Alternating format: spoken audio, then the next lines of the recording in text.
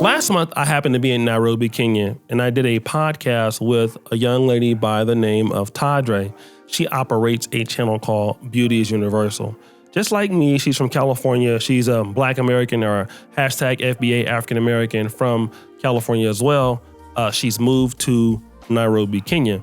And she talks about her experience in Nairobi about 2 to 3 times a week on her vlog. And she had a video in which she was discussing about some of the hatred and the criticism that Khalees is getting from people amongst the African diaspora for buying land. But a small portion of that clip has went viral all over the United States, all over social media. And this is the clip. They loved having white Americans in their village. Now I done replaced them. And they are looking at me like, who, you? You that look like us? You're here to help us, to save us? What happened to the white people? And you bald, you ain't got no hair, and you childless, so you really not a woman. In their culture and at that time, you're not a full woman if you don't have children. Now, once that clip went viral, many people started to weigh in on it. So once this short clip went out, this went viral on X because this page here in Wokeness posted this. Black American moves to Kenya. Villagers tell her, we want whites here, not folks like you. Also, you bald and childless. You're not a woman. So then at that time, people started going around and, Grok is this AI that Elon Musk owns, and people were asking Grok, do Kenyans dislike foundational Black Americans? And it got really worse, okay? This person goes, we sold you.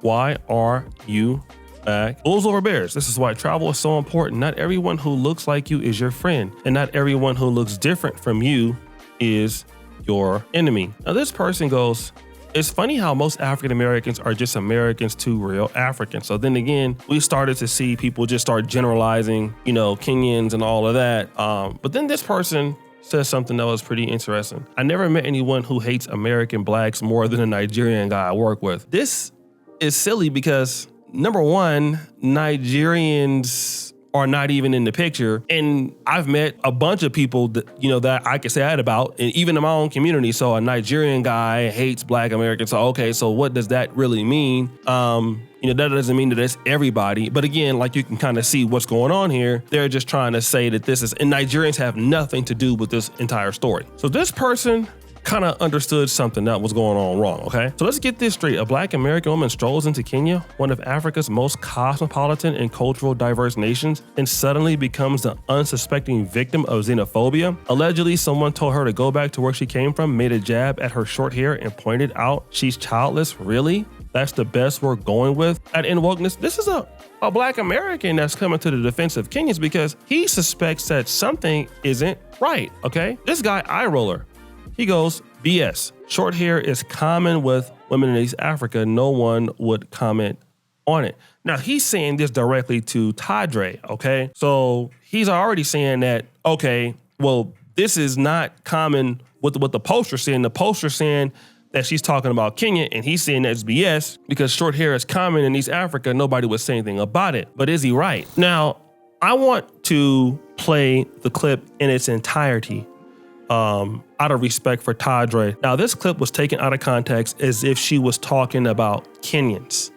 And this is a lady that lives in Nairobi. Kenyans are very active on social media. So, it would be very easy for them to mistake that she was talking about them. And then you saw the vitriol that a lot of the Black Americans or hashtag FBA they were trying to defend her. Like, hey, well, why is she being mistreated in Kenya? But let me get the real context, the full context of what I think she was trying to say. I am nowhere at the level of Khalees in terms of land and acquisition, but I recall working with USAID and the Peace Corps in Okongo, Namibia. Them people in that community did not want me there. I was placed there. First of all, they had never met a Black American before, and they loved having white Americans in their village. Now I done replaced them. And they are looking at me like, who, you? You that look like us? You're here to help us, to save us? What happened to the white people? And you bald, you ain't got no hair, and you childless, so you really not a woman. in their culture, and at that time, you're not a full woman if you don't have children. Then, to add insult to injury, I was placed in a house that several people used to live in. I didn't know that. So I'm walking around the compound because I was placed on a school compound in teacher housing. Don't nobody want to me, basically. Like, African hospitality was just out the window, right? And for me, African hospitality is like top tier in the world. There are people who ain't want to me, ain't nobody check on me, ain't nobody offer me no food, ain't nobody welcome me. I walk around, people would just grimace at me because I had displaced people without knowing. So I ask again, whose fault is that? So she wasn't even in Kenya when any of this happened. She was in Namibia, and she came into Namibia, was in a village. She was working with USAID, and the people didn't like her there. And the reason is because she was displacing somebody else that was there, and she was not white. And so what happened because of that, she was not well received. The person that took the clip tied it to the fact that she lives in Kenya and saying that Kenyans are not making her well received, which is absolutely, it cannot even be true. Like, Kenya out of any country receives African Americans, I believe, the most. The culture is more evident there. Like I said, look at Matatus in Kenya. You will see Black Americans everywhere. You know, you will see the respect on murals, on walls at schools of Black Americans and how much they appreciate us in the culture, okay?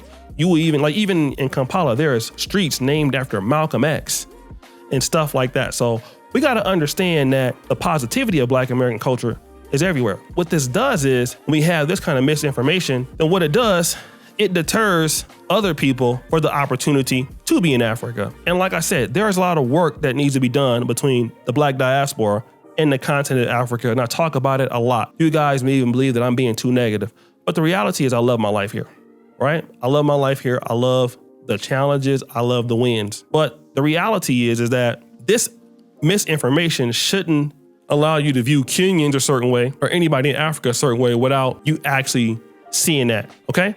Now, here's another gem I'm gonna drop. You will come across Africans who prefer to deal with whites over you. Well, know what I say to that? A lot of Black Americans who prefer to deal with whites over you in the same way. It would be in a different way, but it's in the same way. When you see Black people in America moving to white neighborhoods, what are you saying? All right, to a certain degree.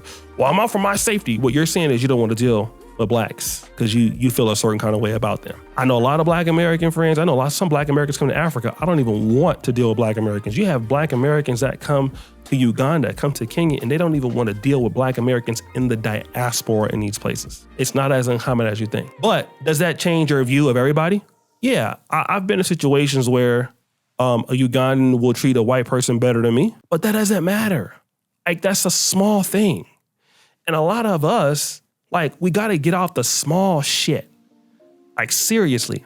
If I thought about small things, I wouldn't come out my house every day. I mean, just think about it. Oh, I need to go out the street. Well, you know, if you go out the street, you might get hit by a bus, right? You might get hit by a car. You might fall off a motorcycle. You know, if you knew everybody in the grocery store and what they could do and what they've done in their life that was negative, and you could really see through them, you'd be so terrified you wouldn't come outside probably. But just because an African may treat a white person better, so what? That don't make you change how you approach the thing. Like, you gotta come out and look at Africa for what it can do for you and what value you can add it in. Even if it's Black America, you gotta look at Black America for what it can do for you. Do you think that the Arabs come into Black America and care about those things? They're not there for that. They're there for what they need it for. And when we look at the continent of Africa, whether it's spiritual healing, whether it's a different quality of life, we gotta go and look at who wanna deal with you. It's a lot of us that's married or single, whatever. Like, do you care about somebody who don't like you, who don't wanna deal with you? No. It's your job to get yourself in position with the people that do like you. When I came to Uganda, of course I have challenges. Of course, I still have challenges. My goal is to work with the people who want me in their life, and I can prove to them that I need to be there. If anybody else there, to kiss my ass, to be honest. I don't care, all right? Don't let that stop you from wanting to. If it's coming to Africa, you're gonna see that. You're gonna see that. You're gonna see whites getting preferential treatment sometimes, or Chinese. But that don't mean that as a person, and if you're a great person, you won't get opportunities. You're gonna get a lot of opportunities. That's small. Don't worry about that. Oh, they're out there doing that. Who care about that? What are you doing? Because if I was to worry about that, I would have already been home already. I'm worried about what I have to do every day, what I need to do. And worrying about somebody else is not what I need to be doing. So shout out to Tadre at Beauty is Universal. She really does a great job trying to connect Kenyans and Black Americans. She loves Kenya. She loves Nairobi. There is no way that she would ever intentionally try to throw Kenyans under the bus, especially living in Nairobi. You wouldn't do such a thing, okay? So subscribe, hit the bell. We out.